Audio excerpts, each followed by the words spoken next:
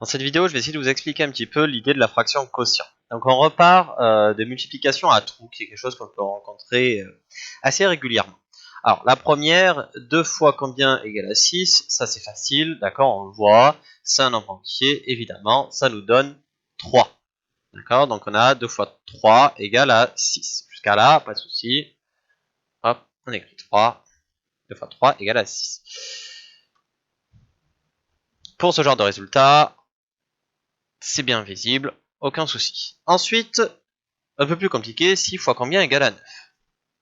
Alors on peut avoir l'idée, d'accord, il faut, certains vont peut-être le voir, il faut rajouter la moitié de 6, donc c'est-à-dire qu'on va rajouter 1 fois 6 plus la moitié de 6, donc 1 fois et demi 6, d'accord, donc là encore, sans trop de soucis, on a un résultat qui fonctionne, c'est 1,5.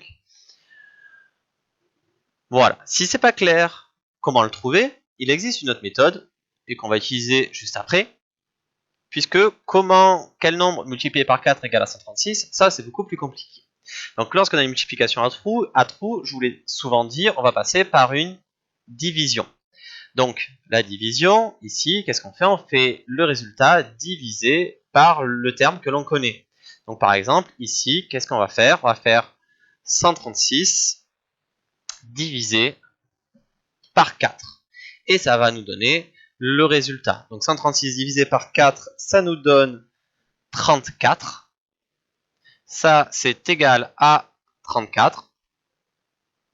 Donc on peut là utiliser la calculatrice. Donc, ici, on a 34 fois 4 égale à 136. Donc même si ça semble compliqué, en fait, on peut facilement se ramener à une division.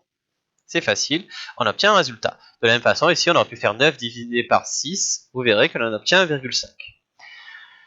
Ici, même principe, combien fois 7 égale à 12,6. Ça semble compliqué. J'applique le même principe. On fait 12,6 divisé par 7. Je tape ce calcul et en fait, qu'est-ce que vous trouvez? On trouve que ça donne 1,8. 12,6 divisé par 7, ça donne 1,8. Donc ça veut dire que 1,8 fois 7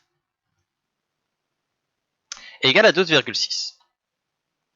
Bon là on a compris. Alors ici c'est un peu plus bizarre. 8 fois combien égale à 2? C'est pareil, on se dit c'est bizarre de multiplier et d'avoir un nombre plus petit que le nombre de départ, mais en fait c'est tout à fait possible. Et on va le voir, on va encore faire la division. Et on va voir ce que ça nous donne. Donc la division, si vous avez compris, c'est le résultat, donc c'est 2 ici, qu'on va diviser par 8. Et 2 divisé par 8, c'est égal à 0,25. Donc, hop ici, donc en fait, 8 fois 0,25, c'est égal à 2. En fait, quand on multiplie par un nombre plus petit que 1, ça diminue le résultat. Donc c'est tout à fait possible. Donc 8 fois 0,25 égale à 2. Bon, pas de problème, au final, on passe que par les divisions. Eh ben, on fait pareil pour le dernier. 3 fois combien égale à 4. Donc, je passe par ma division. Donc, on va faire 4 divisé par 3. Et si on fait 4 divisé par 3, qu'est-ce qu'on obtient? On obtient ça. Alors, d'ailleurs, si j'écris ça comme ça, ici, il y a une erreur. Pourquoi? Parce que 4 divisé par 3 égale à 1,3333333. Non, puisqu'ici, là, je me suis arrêté au bout d'un moment. Or, normalement, il y en a une infinité. Donc, ici, je n'ai pas une égalité. En fait, j'ai qu'une approximation. Ici, normalement, j'ai ça. Du coup, est-ce que j'ai un nombre ici pour avoir l'égalité? A priori, non. En fait, ce serait donc une multiplication où il n'y a pas de solution. C'est une multiplication à trous sans solution. D'ailleurs, si je vérifie, si je prends un arrondi, par exemple, si je m'arrête 1,33,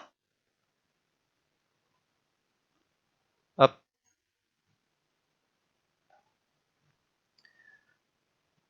et que je fais vraiment le calcul, je fais 3 fois 3, ça fait 9. 3 fois 3, ça fait 9. 3 fois 1, ça fait 3. 3,99. Donc ça fait pas 4.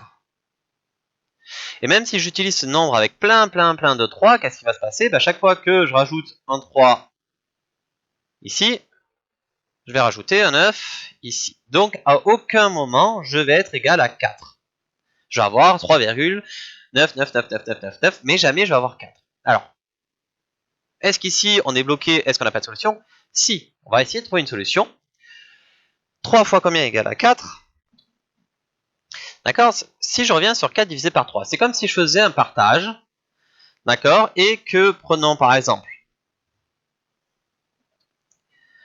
donc on a travaillé avec les demi-droites graduées juste avant. Si je prends ma demi-droite graduée, donc j'ai ma demi-droite graduée, 0, 1, 2, etc. Ici, vu que c'est divisé par 3, en fait je vais partager chaque unité par 3. Donc 3 par égal. Hop, hop. Et du coup, qu'est-ce que je vais obtenir? On l'a vu, ça nous donne des tiers. Ici, je vais avoir un tiers. Je prends 1. En fait, ici, c'est quoi? C'est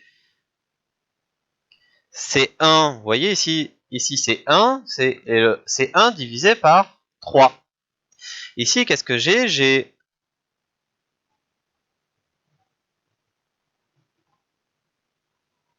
Ici, j'ai 2 tiers. C'est 2 divisé par 3. Ici, j'ai 3 tiers. Ici, j'ai 4 tiers. C'est comme si j'avais pris 4 morceaux d'un gâteau coupé en 3. Donc, du coup, j'ai pris un gâteau plus un peu plus. D'accord? J'ai ici un tiers, 2 tiers, 3 tiers, 4 tiers. Et vous voyez, en fait, on fait le lien entre le partage, quand on partage des cercles, des rectangles, et la division. La division est aussi un partage. Quand on veut se partager des bonbons, quand on veut se partager, etc., on passe par une division. Donc en fait, la fraction, c'est le résultat d'une division. Et en fait, ici, au lieu d'avoir 4 divisé par 3 égale environ 1,3333, je vais avoir 4 divisé par 3 égale à 4 tiers. Et ainsi, on va pouvoir se servir de la fraction pour avoir un résultat parfaitement égal et plus une approximation. Ici, j'ai 4 tiers. En fait, 3 fois 4 tiers est égal à 4. En fait, quand j'ai une fraction, si vous préférez, je pousse un peu que ça soit plus clair. Hop, pardon. Voilà, j'ai organisé.